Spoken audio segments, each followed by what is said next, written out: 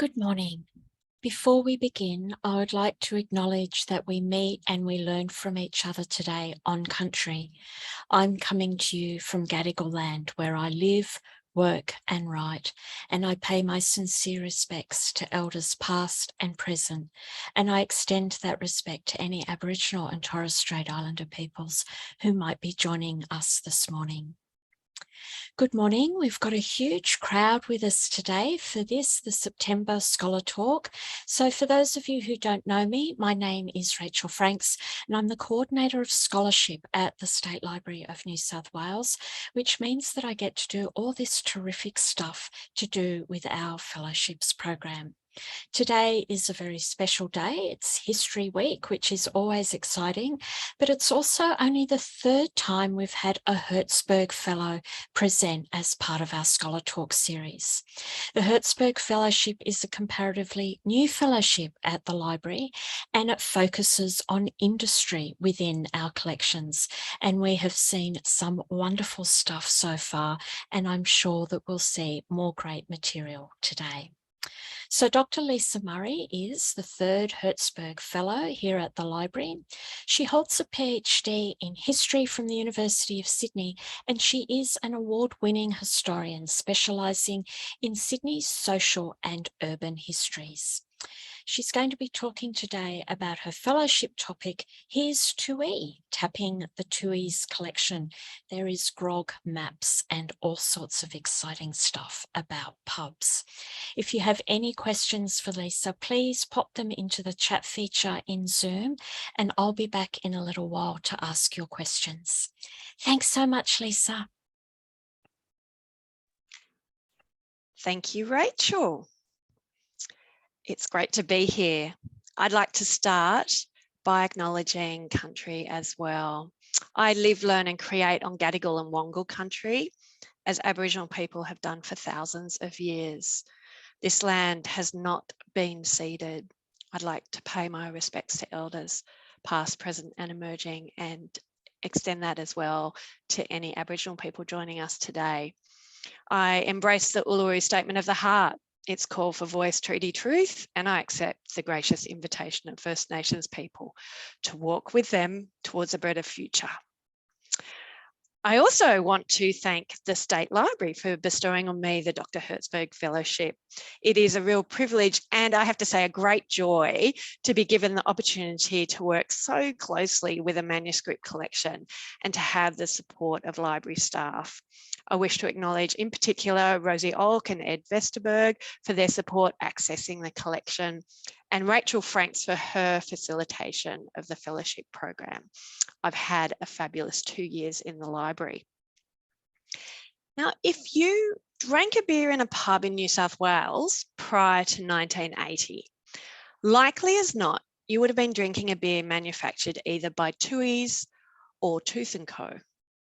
The pub you drank at, your local, so to speak, would be determined by your beer preference. You were either a Tooheys man or a Tooth man. And I do say man deliberately because hotels historically have been and still remain in some cases very gendered spaces.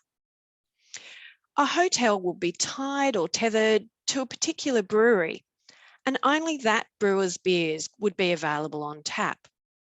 This was called the tied house system.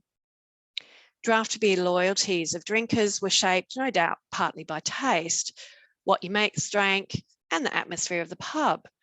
But the beer's availability was determined entirely by the breweries and the financial dependence they cultivated with the publicans. So beer business in New South Wales is a story of 150 years of industry rivalry and cooperation between Tooheys and Tooths. From the late 19th century, the key manufacturers of beer reorganised their wholesale trade to secure retail sales through hotel trade ties.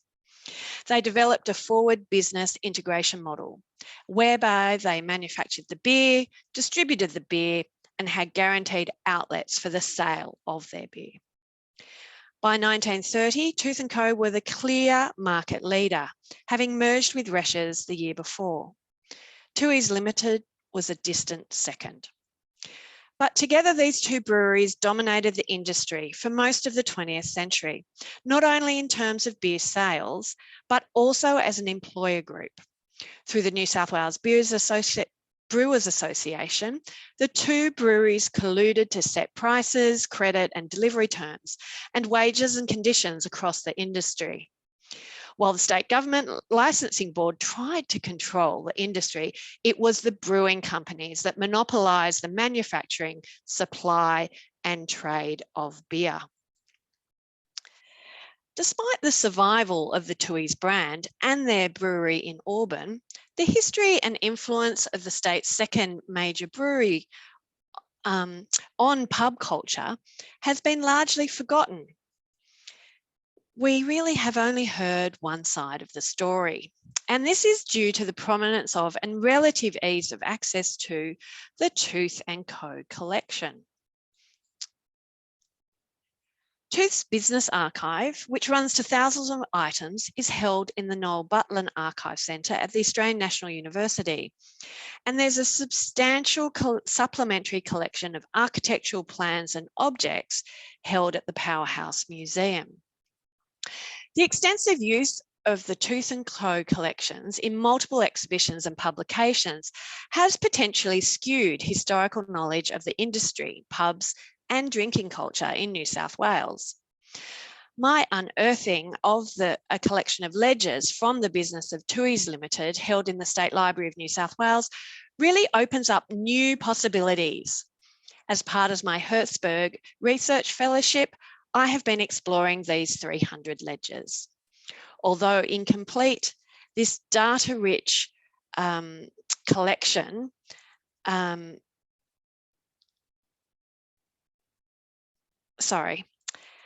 Although incomplete, this data-rich business archive promises to adjust our understanding of beer and pub culture throughout New South Wales.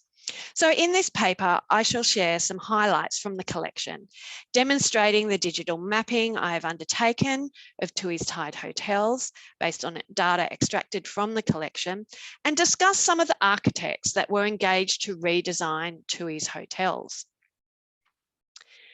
When I've talked to people about my project, I've been surprised how little people know about Tooheys in comparison to Tooth & Co. Partly, this is explained by the extensive archives that I've already mentioned, but I think it is also because remnants of Tooth & Co.'s Kent Brewery survive at Central Park on Broadway, fostering a wider popular memory of Tooths. Tooheys Standard Brewery on Elizabeth Street South, near Central Station, has long gone. The company moved out in March 1978 and the brewery was demolished in the late 1980s. And with it, the popular memory of the brewery has evaporated. So let me refresh you with a quick overview of the company's evolution and its major brewery site, the Standard Brewery. Tooheys Beers was founded by two Irish brothers, John Thomas Toohey and James Matthew Toohey. Their association with manufacturing beer dates back to 1869, which is the date used by marketers today on their packaging. But their partnership and brewer's license together dates to 1871 at the Darling Brewery. This brewery was located at the foot of Goulburn Street between Harbour and Dixon Streets, right at the foot or end of Darling Harbour. In 1874, they purchased the old Albion Brewery site on Elizabeth Street South in Surrey Hills to construct a large new brewery. The Standard Brewery opened in 1875 and was the headquarters for Tooheys Beers for almost 100 years. And you can see there in the map, the big pink rectangle fronting Elizabeth Street, pretty much in the centre of the map there. That's the Standard Brewery. The prominent location of the Standard Brewery on Elizabeth Street South, right near Belmore Park, ensured that the Standard Brewery became a Sydney landmark.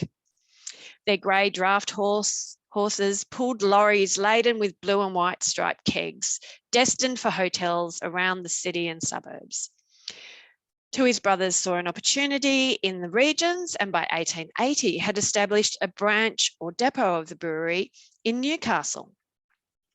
The construction of Central Railway Station in 1906 made the Standard Brewery visible to an ever-increasing number of passers-by, and the company exploited their position using their tower to promote Stag Lager and erecting an electric sign for Tooheys Pilsner.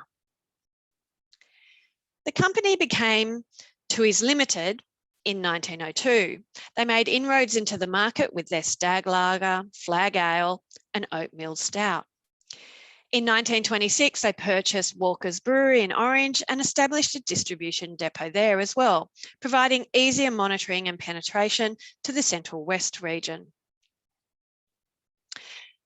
The merger of Resch's and Tooth & Co in 1929 pushed Tooheys to continue to innovate and gain more market share. In 1931, the company introduced new special draft. They remodelled the brewery on Elizabeth Street, which was completed by 1942. By 1955, Tooheys had the foresight to purchase land at Lidcombe and Auburn for a larger distribution and brewing operation. The Auburn Brewery opened in 1957. They celebrated by also issuing Auburn Bitter. Over the next 20 years, the company gradually expanded and shifted their operations out to Lidcombe, where they still brew today. Through the 1960s, they acquired Grafton Brewing Company and Miller's Brewery, and in 1971 opened the Hunter Brewery in Cardiff. The Standard Brewery was sold in 1984 and subsequently demolished. Tooheys has survived numerous mergers and is now part of Lion Corporate, an amalgamation of several well-known New Zealand and Australian beverage companies.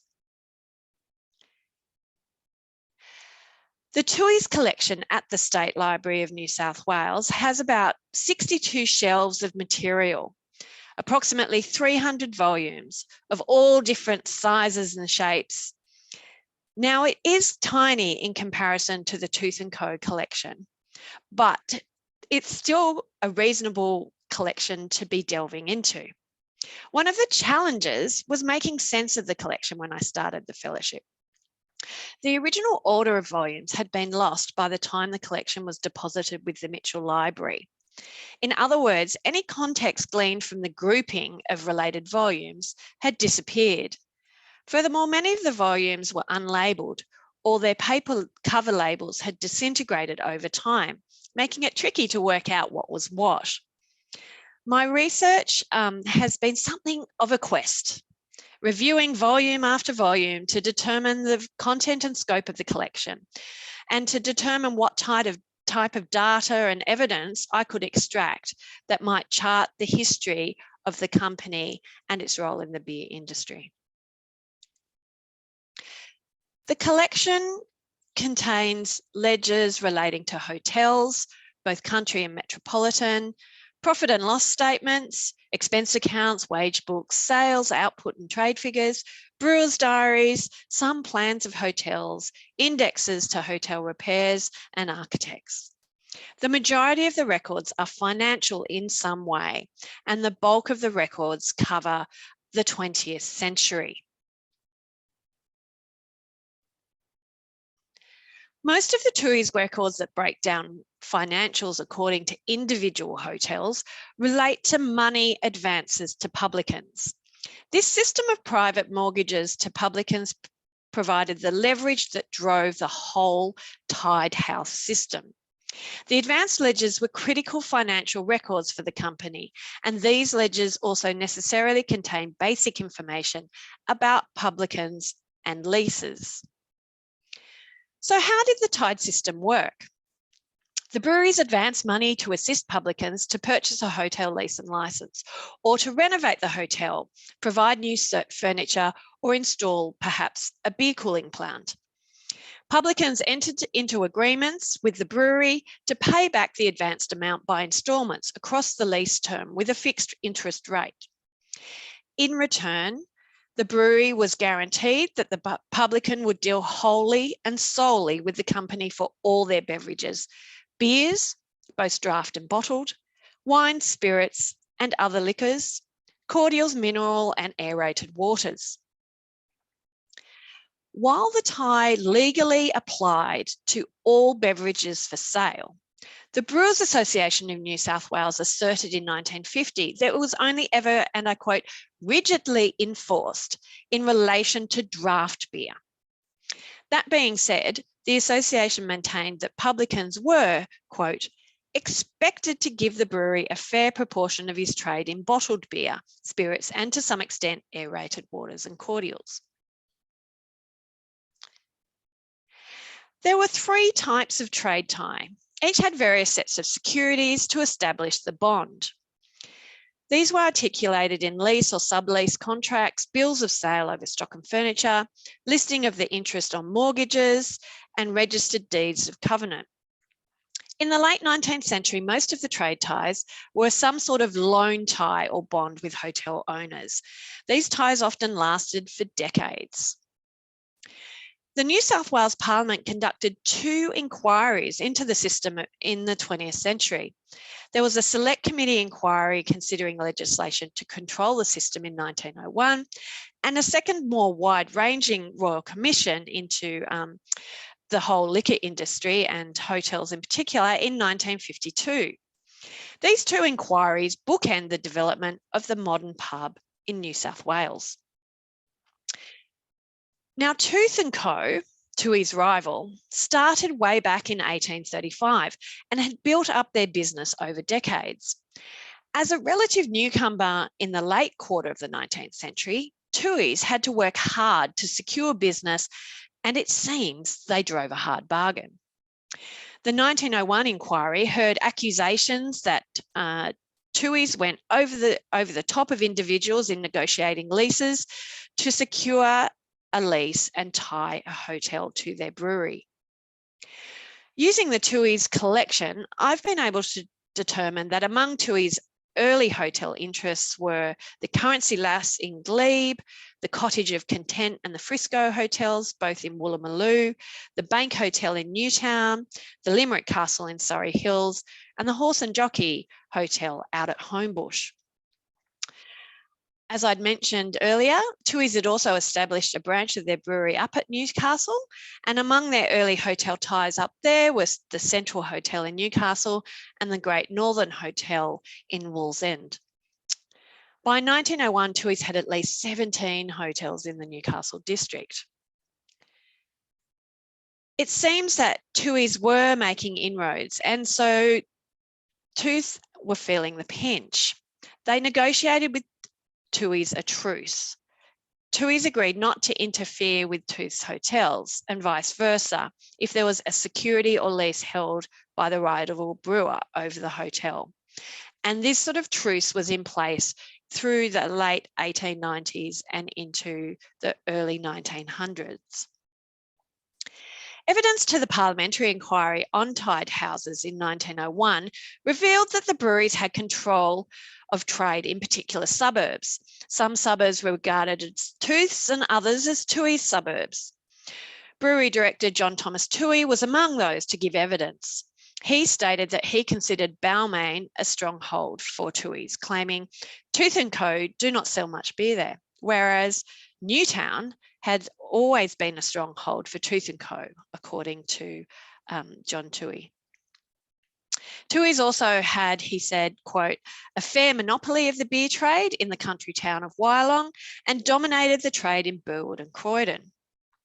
According to JT Toohey, if a brewery gets a stronghold, no matter how good the beer of other breweries may be, it will not go. If you get control of the neighbourhood or get the majority of houses in it, the chances are you have a better show as regards disposing of your beer. Edmund Resch similarly recognised the dominance of Tooth & Co. in certain suburbs. He went to significant trouble to secure a hotel near his brewery in Redfern, since the whole of the houses in that district are tied to Tooth & Co. Now, the brewery's sale representatives, or travellers as they were known in the industry, visited their trade-tied hotels to make orders and to foster friendly relationships with the publicans. The travellers also called in on rival hotels to observe trade and chat to the publicans and barmaids in order to glean vital pieces of industry intelligence.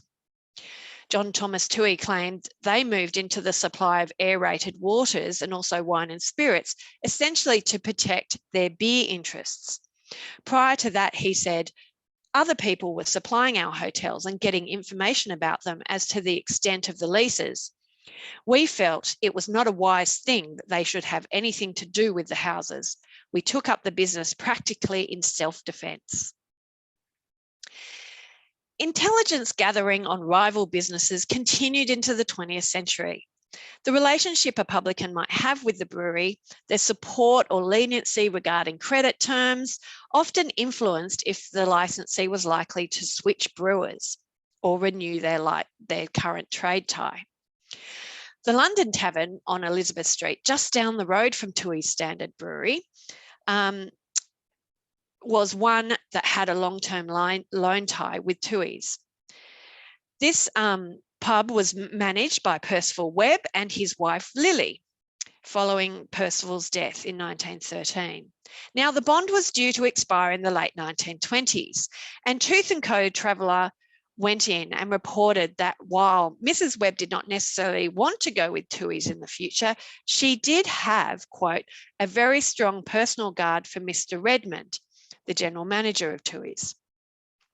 The traveller warned that this may sway Mrs. Webb's decision in favour of Tooheys, and also advised that she was planning a holiday in Europe, which suggests that they thought there might be an opportunity to leverage the sort of managing licensee while she was overseas and leverage him to switch trades, the trade tie to Tooth & Co. So this is just one example of how the breweries tried to monitor for opportunities to seize market share. The archives of Tooth & Co. down in Canberra clearly show they kept tabs on Tooheys, making lists of their pubs and the type of trade tie, and also lists of free houses in order to identify opportunities for muscling in on the trade. The acquisition of pubs and trade ties surged at different times due to legislative and legal restrictions, along with financial liquidity and taxation pressures. The restriction of the publicans' licences by the Liquor Amendment Act, which came into effect in 1906, along with the introduction of the local option allowing citizens to vote on the reduction of licences in their local government area, meant that securing hotel retail trade became much more competitive for the brewers in the 20th century. Accounting historian Mark Wilson at ANU has shown that challenges to contracts and legal decisions, both in English and Australian law, also meant that the traditional form of trade ties became less enforceable in the late 1920s. Consequently, the breweries moved towards establishing more certainty of hotel trade by taking out the head lease on the pub from the owner or by purchasing the freehold title of the pub. By 1950, according to the Brewers Association of New South Wales, which was dominated by Tooheys and Tooth & Co., there were around 2,000 pubs in New South Wales, of which approximately 70% were tied to brewers. The remainder were free houses. To understand pub culture in New South Wales and its relationship to major breweries, it is necessary to understand the changing face of the tied house system. The Tooheys collection at the State Library is therefore very valuable as a new data source that verifies the company's hotels' interests and visually demonstrates Tooheys' market share and geographic clustering. Some work has been done on this already in relation to Tooth & Co. Mark Wilson, who I mentioned before, has tabulated the hotel interests of Tooth & Co. and their suburb control in the metropolitan area of Sydney. The Noel Butland archives have also digitally mapped the Tooth & Co. yellow card records to assist with access. Now, there are 1,000 and 47 hotels in New South Wales documented in those yellow cards. But this figure is misleading. It does not only represent pubs with trade ties to Tooths. They also monitored their bottled beer sales at their rivals pubs. And so the yellow cards also include hotels tied to Tooheys. Mapping the Tooheys trade-tied hotels across geography and time will help answer a number of questions, including what hotels did Tooheys acquire or establish trade ties with?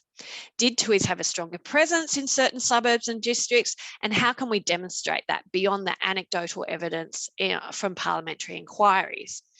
Did Tooheys have a stronger presence in certain towns or districts? What was their city versus country breakdown? Did they secure more of the, did Tooheys particularly secure more of the country market because Tooth & Co were very dominant in the city market?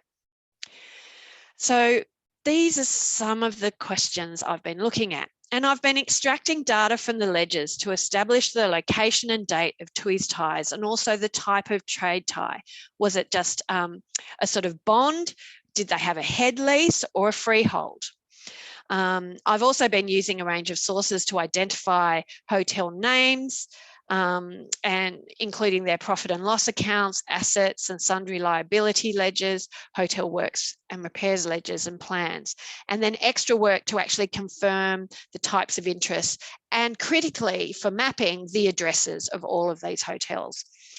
It is a work in progress, but so far I have a spreadsheet documenting 558 hotels in New South Wales. Here's a little animation that shows the expansion of the expansion of Tooheys hotel interests. Now, the grey represents an interest, either a loan tie or an undetermined interest. Blue indicates Tooheys has a head lease, and red represents the Tooheys freehold. It's jumping up in decades, you can see, and it demonstrates the expansion and contraction. So this is a work in progress. Now, the majority of my data at the moment is sort of dating from the 20s to the 50s. So, and there are some large gaps for the 19th century, but there's plenty more material to be extracted. So if we just go back and have a look, we can see that Tooheys originally had interest in Sydney and in Newcastle. And of course, Newcastle and the Hunter Valley were an important district for Tooheys from the get-go. By 1910, if we jump through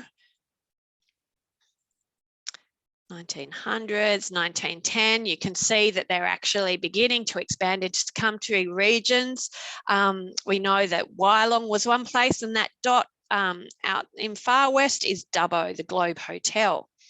In the 1920s, if we move forward again, we can see that the interests leading out into the Central West and also up onto the North Coast. And they've also got a foothold in Eden, way down on the South Coast.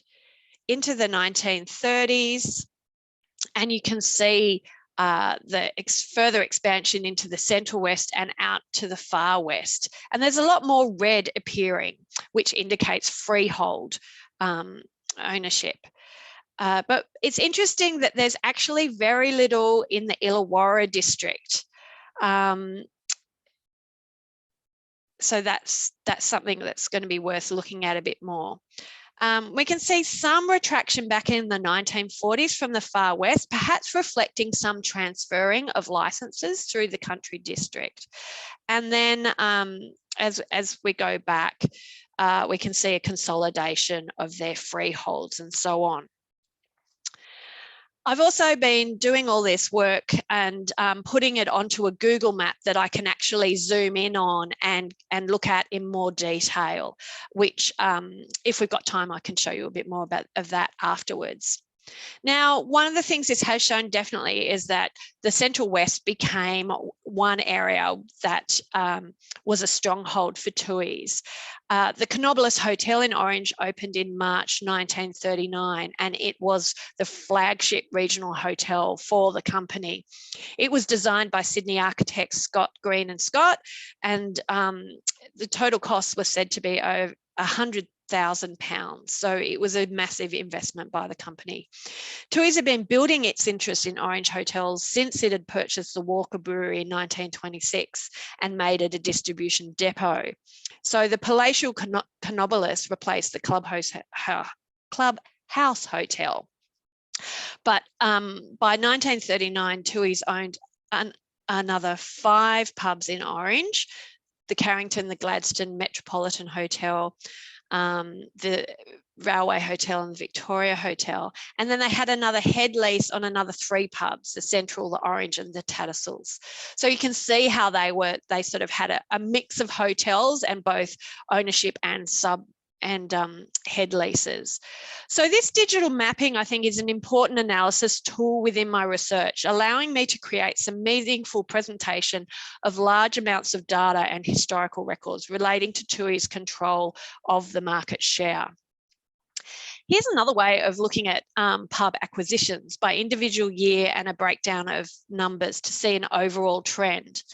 In 1922, Tooheys controlled retail sales in 100 pubs. They'd invested ownership in 65 pubs and controlled the leases of another 35 pubs. And you can see the grey there. There's some other interests on top of that that's still being determined. 2 decades later, Tooheys had doubled its freehold hotels to 202, with leases on a further 72 pubs.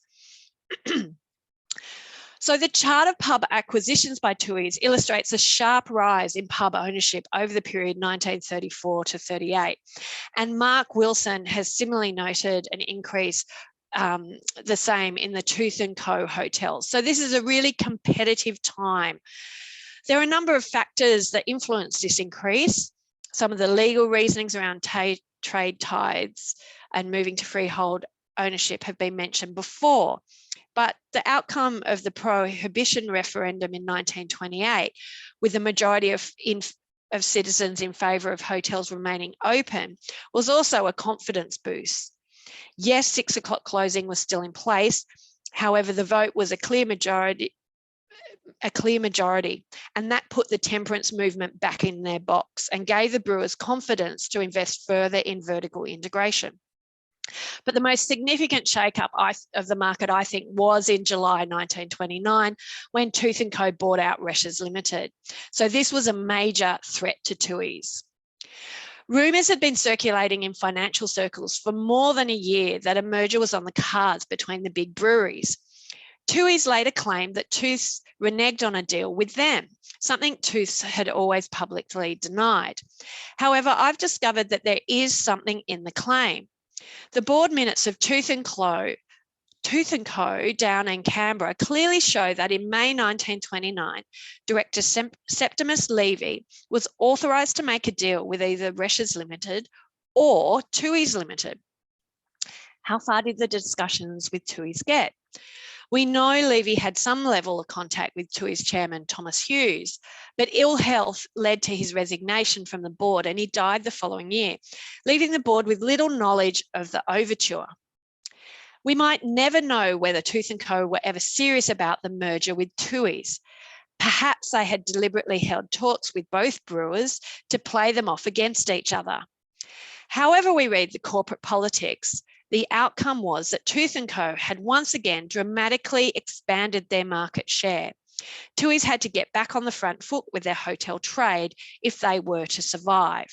And I think this really provides the context for this rapid expansion of freehold hotels through the 1930s.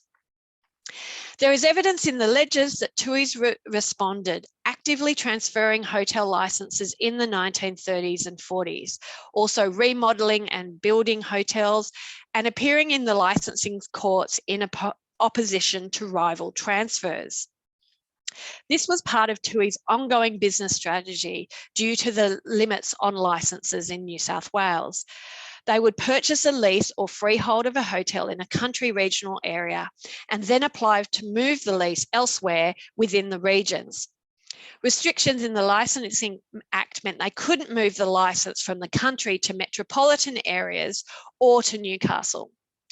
I think also probably the negative impact of the Great Depression on the profitability of free hotels may have also allowed Tooheys to snap up a number of hotels to expand their retail footprint. Now, Tooheys also invested in booth licences, supporting local sporting clubs, showgrounds and racecourses. For example, they leased a booth at the Newcastle Showground between 1925 and 1934. Tooheys also assisted the Northern District Football Association in Newcastle to rebuild their grandstand, investing over £2,000 in its construction. In return, Tooheys got a 40-year lease on the catering booth in the grandstand. While this was not necessarily a constant trade, and it was often seasonal, it was regarded by Tooheys as a marketing exercise that brought Tooheys names and beers in front of people. Now, I want to go on and say something briefly about beer sales. Tooth & Co kept product sales and publican leases at a hotel level using a card system known today as the yellow card system. I was hoping that Tooheys Limited might have had a similar system using ledgers that would be held in amongst the collection. No such luck, but at least there is some records to hand relating to sales. I have not identified any trade figures for individual hotels. Instead, trade figures are analysed by volume on a weekly and monthly basis, which feed into their half-yearly and yearly comparisons to assist in the calculation of profit and loss. The earliest figures available are weekly sales covering the period 1910 to 1914. The company tracked sales each day of the week across their draft ale, bottled beer and bottled porter, as well as their aerated waters. And this was dissected by country and town.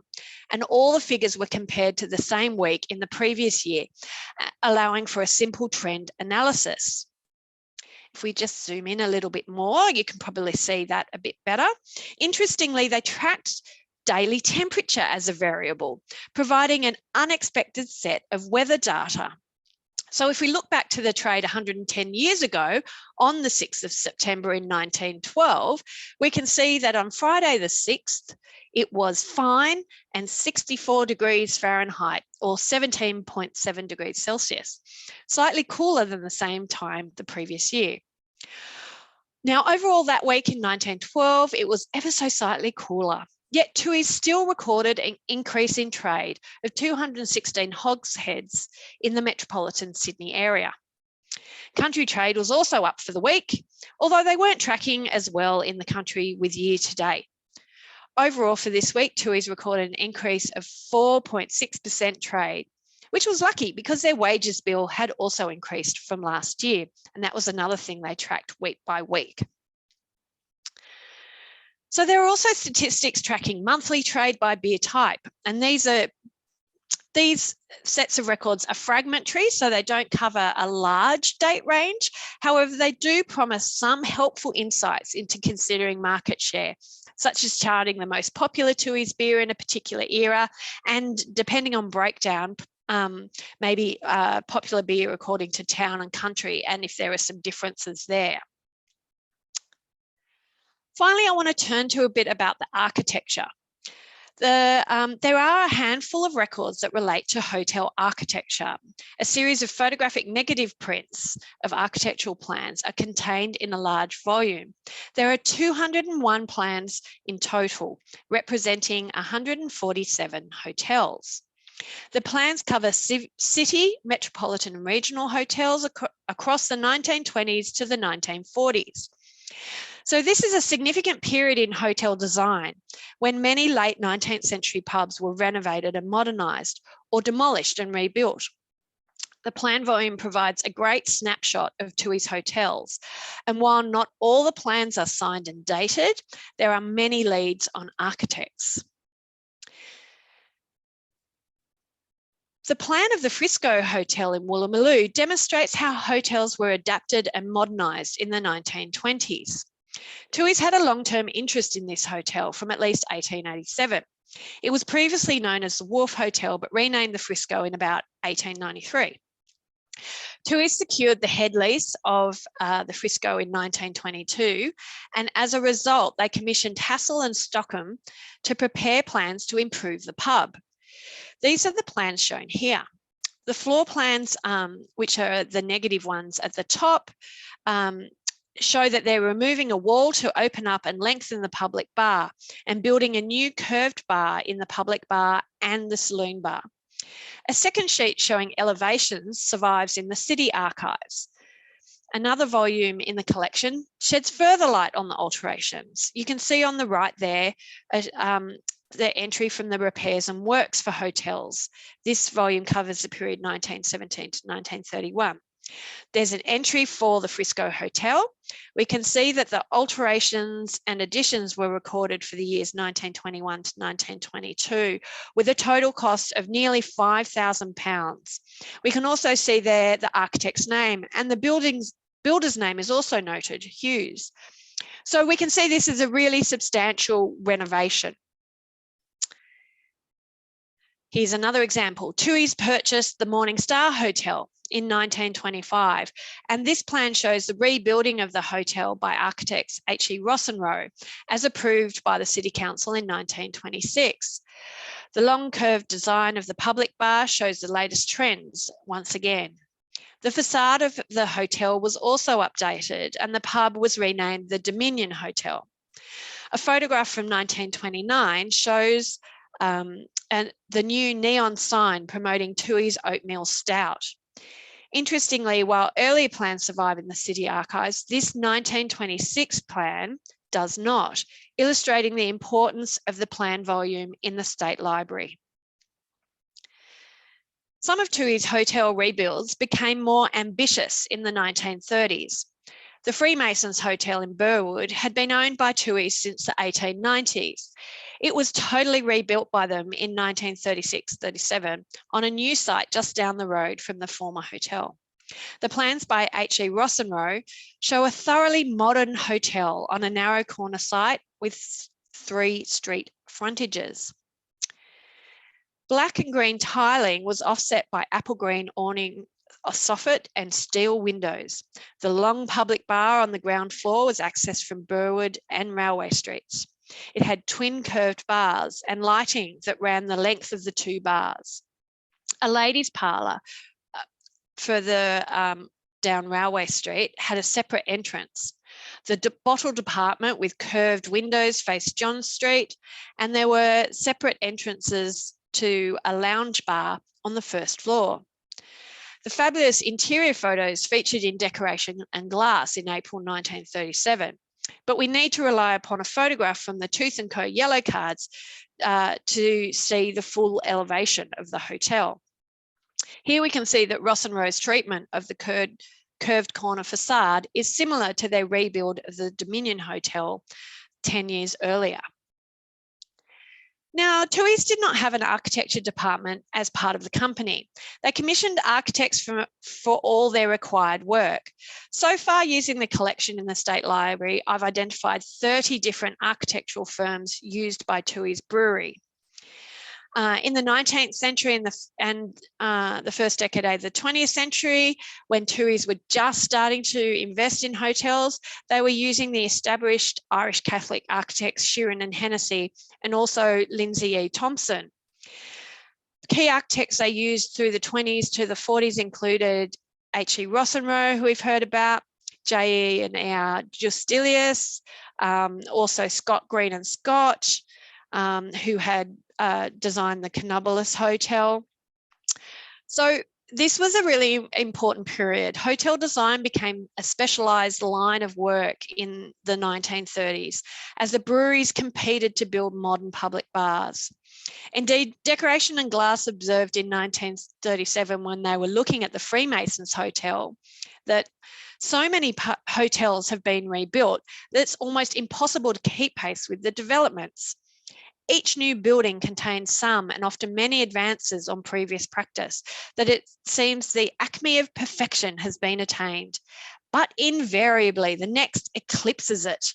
The brewing companies are leasing goodly sums of money from their resources for this work, and they are to be commended both in the interests of suburban building and the employment question. George A. Marsh came to specialise in hotel design, and this was a main part of his practice for 30 years. Tooheys frequently used his services. I've identified that Marsh has worked on over 70 hotels for Tooheys in metropolitan Sydney and regional New South Wales, including totally rebuilding the Subway Hotel, which is now the Madison in Surrey Hills. Another architect was Vincent Jerome Davis. He actually gained his articles under Marsh and also came to specialise in hotel design. And he was involved in at least 32 hotels for redesigns, alterations and additions for Tooheys. Now, regionally, Tooheys worked with FG and AC Castleton and also Walter Pender in the Hunter district, and FJ Board and Son on the North Coast. Finally, a little something about advertising. Early on, Tooheys developed a hospitable advertising slogan that riffed on their Irish culture and the tradition of toasting. Here's Toohey was in use by 1890, and by the mid-1890s, a marble rendering of the aproned artisan with a frothing, sparkling amber ale adorned the brewery. The artisan, later described as a blacksmith by some, but I think probably more likely to be a brewer, became a regular feature on the 8-hour day exhibit for the brewery, and also went on to decorate advertising pub mirrors. Here we can see a large sign on the Westminster Hotel in Newcastle. Now, there are 5 small volumes that summarise repairs and works for hotels, which cover the period 1911 to 1962 with some overlap. A lot of the information is recording standard maintenance, such as external painting or fixing drainage. But there are some entries recording more significant works associated with modernising and the pubs, and also advertising, such as tiling and signs. At the Fig Tree Hotel in Hunters Hill, signs were installed in 1921 at a cost of £4 and 10 shillings. It's noted in the register that the company is to pay as it's advertising. You can see that there on the second line. Now, a photograph from State Archives taken for the Department of Main Roads to document the intersection of Gladesville Road and Joubert Street shows the Fig Tree Hotel a few years later in 1929. 5 signs can be seen, including the distinctive figure promoting sparkling amber ale on the far left. It is quite possible that these are the signs that were installed in 1921. I think there is a lot more to look at in terms of Tooheys and their advertising. I've identified a ledger that dissects their advertising expenses from 1923 to 1946. This image shows the expenses for the year ending July 1923. In this year, they spent a total of £13,647 on advertising. And this covered, amongst other things, 26 newspapers, painted hoardings and signs, posters, poster hoardings, mirrors, jugs, trays, playing cards, and also the 8-hour day procession, the Newtown Carnival, the Newcastle Show, and business donations. So the Tooheys business records held in the State Library provide a really important counterpoint to the extensive Tooth & Co collection. And I'm hopeful that my research will contribute a fuller understanding of the way breweries controlled the industry and influenced pub culture in New South Wales. In closing, I'd just like to make a few acknowledgements. Research is always a collaboration. With any project, there's always a cluster of people that feed into your work, facilitating access, asking questions and contributing ideas, pointing out sources, and generously sharing research And this is an epic sort of research project that's going to go on and on, I can just tell. So I want to thank again the amazing librarians at the State Library, Richard, Rachel, Rosie, Ed, Andy, Wendy, Kathy, Helen, Julie, Bronwyn, and many others. I also want to acknowledge Beth and Rachel from the Noel Butland Archives at the Australian National University, who facilitated my whirlwind visits chasing Tooth & Co industry espionage on Tooheys. Ray Samuel has spent many years researching the Tooheys Standard Brewery site and shared his history with me. Thanks, Ray. Jennifer Preston, who's the chair of the Heritage Committee at the Australian Institute of Architects, has shared numerous architect biographies with me, which has been really helpful. My colleagues at the City of Sydney, some of whom are listening today, particularly Layla, the archivist, and the GIS team for their tips and tricks. Thank you. And last but not least, my partner and fellow historian, Mark Dunn, whose chats, questions, coffees, and encouragement has driven me to greater things. Thanks, everyone.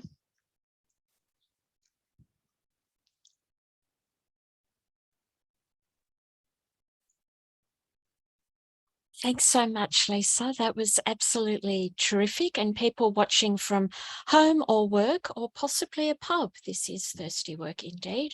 I can attest that her dedication to her fellowship was extraordinary, and the spreadsheets are amazing. So thank you for all the work that you have invested into your time at the library. We do have a few questions coming through. I'm going to try and race through them because we've only got a few minutes left. One of them is talking about reshes and donations to charitable causes. So was religion, particularly Catholicism, a factor in ownership within Tooheys and Tooths? And thinking specifically about very large donations to, say, St Vincent's Hospital as an example. So all of the breweries did make donations. Tooth & Co, they were actually Protestants. Tooheys were Catholic. They were very involved in the Irish Catholic scene in Sydney. And Resch's, they were German and probably Catholics. But could have been Protestants, I'm not actually sure. But yeah, all of the breweries, as far as I'm aware, made regular donations to different charitable causes, as well as sort of different industry picnic, annual picnics and things like that. Certainly we see it in the Tooheys records and also in the New South Wales Brewers Association records, which was the major breweries coming together to collude and coordinate. Lots of people are saying thank you. Someone's sort of extending on that question and asking about connections to the Freemasons. Yeah, I find it really interesting that Tooheys bought very early the Freemasons Hotel. But given they were Catholics, I don't think they were actually involved in Freemasonry, but one of the brothers lived in Burwood. So I suspect they wanted to own a pub near where they lived. And so then they could drink their own beer. Someone's saying they worked near the Elizabeth Street Brewery in the 1970s and the acrid smell of hops and how that hung in the air. And they're probably quite pleased it's not there anymore, as are people who work in that area now. Somebody's asking about the specific records that you've looked at, and I know that you keep saying it's a small or modest collection, but 300 volumes to the average, it's a lot. Yes. But did you find any light on gender in the volumes, or was it really very focused on those financial records that you highlighted today? Yeah, look, the records are essentially financial records. It's very hard to extract much around gender. However, I do believe that there is some listing of owners and licensees because of the arrangements of loaning money and so on. So those names are listed, and you do see women's names coming up in that. So it would be another massive job to be extracting all that data and looking at gender across the hotels that were owned and leased by Tooheys. But yeah, that there would be, that's just a very small window onto it. And there's no real, there's no sort of real insight into the culture of pubs or the 6 o'clock swill or any of that from looking at these financial records. But what I'm hoping is by mapping, having this spreadsheet, by mapping it all and looking at the big picture, then I can drill down into sort of specifics and really go into some specifics on particular hotels. Like, be quite interested to look in at some of the really early hotels they owned. And maybe how the culture of that might have changed over time. Yeah, so there are certainly lots of opportunities, but to get the most out of these records, I guess I was looking at a bigger picture. Yeah, and you can always audit the ladies' parlours in the Yes. architectural plans. Yes. Someone is giving a special shout out to the maps. They're fabulous and really informative, but it's made them think so many pubs in Orange. Did anyone ever say that's too many? Well, I did sort of mention that there was local option that was brought in with the amendment of the Liquor Act in 1906. And certainly there was a reduction of licenses over the next sort of 10 or 15 years of about 200 pubs. But I think Orange was quite happy with all their pubs. I haven't looked into that specifically, but yeah, certainly there doesn't seem to be any sort of move to really reduce the number of licenses in Orange.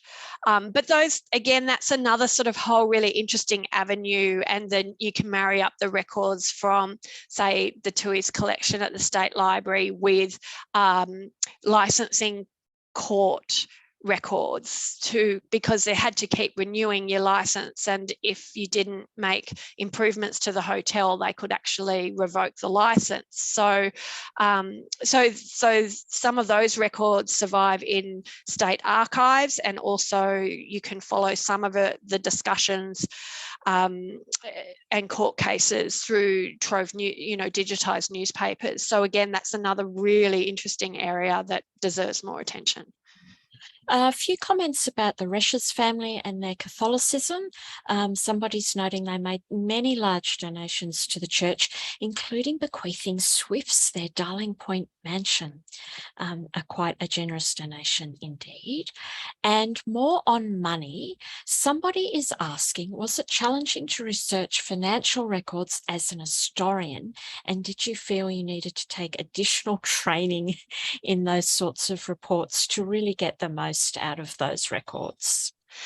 Yeah, I feel like I should have done a diploma in accounting. Yeah, I was constantly Googling different phrases, and sometimes I would stare at a ledger and these different columns for like half an hour going like, what the hell does this mean?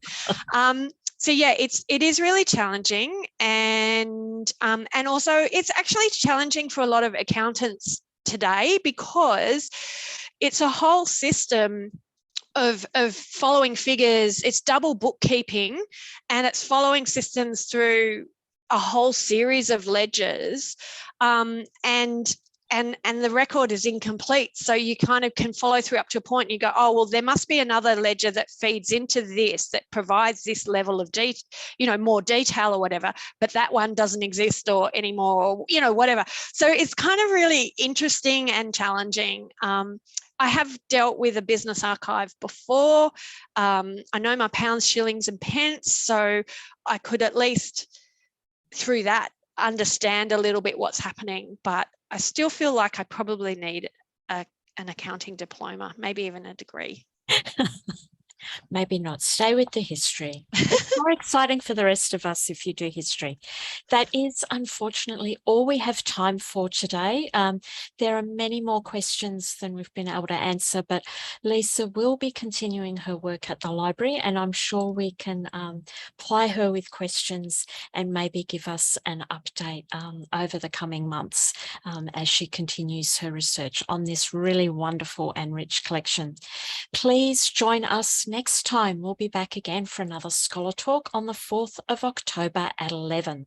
We'll have our 2021 Merriweather Fellow in, John Zabriskie, and he'll be talking about Circus to Shakespeare and the infiltration of Australian popular culture into Asia in the 19th and early 20th centuries. I hope you can join us for that. Otherwise, I will see you on site or online at the library soon. Stay safe, everyone, and thank you so much. Thanks, Lisa. Bye.